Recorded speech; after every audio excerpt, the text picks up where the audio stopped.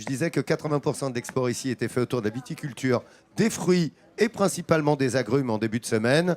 Or là, tu nous parles de ce fameux conservatoire des agrumes. C'est ça, vous l'avez dit, les agrumes sont importants dans les recettes corses. Voilà. Et puis toi, Laurent, tu aimes bien faire des trucs avec les mains de Bouddha, j'ai remarqué. Oui, exactement. Donc on va partir sur la Costa Verde, à une cinquantaine de kilomètres de Bastia, ou à San Giuliano plus précisément, où a été implanté l'INRA en 59. Un petit tour au paradis des agrumes. Et nous allons découvrir un jardin extraordinaire. C'est sur la côte nord-est de la Corse que l'Institut national de la recherche agronomique a installé dans les années 60 une remarquable collection d'agrumes, probablement la plus belle et la plus complète au monde.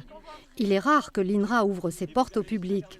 Profitons donc de cette visite guidée dans ce centre unique, inestimable réservoir de biodiversité où sont conservées plus de 1000 variétés. Vous voyez là, il y a un citronnier, vous voyez les citrons sont encore assez verts. Ça peut attendre, là en ce moment, je ne sais plus qui me posait la question. Certains d'entre vous vont peut-être le reconnaître, hein. C'est le cédra. Le cédra corse, une variété très recherchée pour la fabrication des fruits confits. À la fin du 19e, le cédra corse s'exportait partout dans le monde pour relever le goût des cakes anglais ou des panettone italiens. Alors là, on est au cédra et là, on change. On a un citronnier qui s'appelle le citronnier panaché. Et lui, regardez, il a les fleurs, les jeunes pousses sont roses.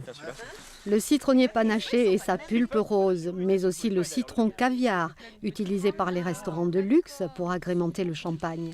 Le public fait même la connaissance de ce fruit, originaire d'Inde et de Chine, la main de Bouddha, rencontre du troisième type, où tous les sens sont sollicités. Alors à quoi ça vous fait penser en termes de parfum? On n'a pas trouvé. Jasmin. C'est pas exactement jasmin, mais c'est très floral, ça peut faire penser au jasmin.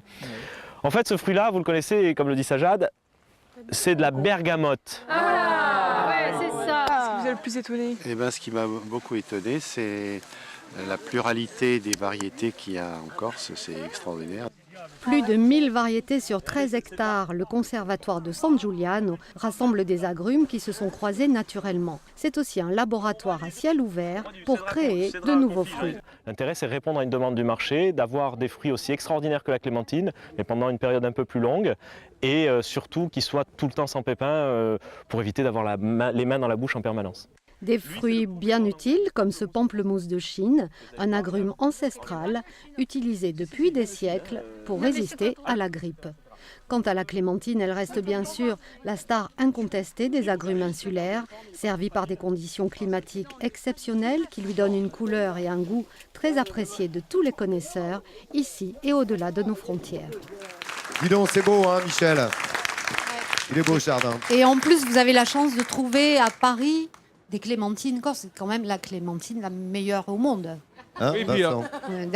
il y a partout en France des producteurs d'agrumes qui doivent énormément.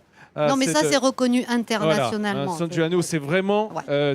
l'INRA dans tout ce qu'il a de plus beau. Et vraiment, ils ont fait un travail de développement des hybrides, des hybridations, parce que c'est multiple, qui essaiment dans le monde entier. Donc bravo aux gens de l'INRA de San Giuliano. C'est vrai qu'ici, on trouve des fruits, hein, ce qu'on appelait dans le temps oubliés, mais des fruits d'exception. Regardez notamment ce pamplemousse orange qu'on avait goûté dans une recette en début de semaine avec Géry. Hein.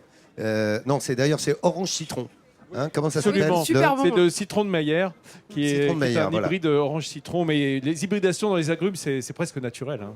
La mixité, ça compte parce que ça donne des goûts fantastiques. Que c'est bon. Merci, Michel, de beau. nous avoir montré ça. Et c'est Rien. bon, tu as raison. Ouais. Bravo à l'INRA, ici encore. Regardez cette belle ville de Bastia où nous vous convions de venir en Haute-Corse.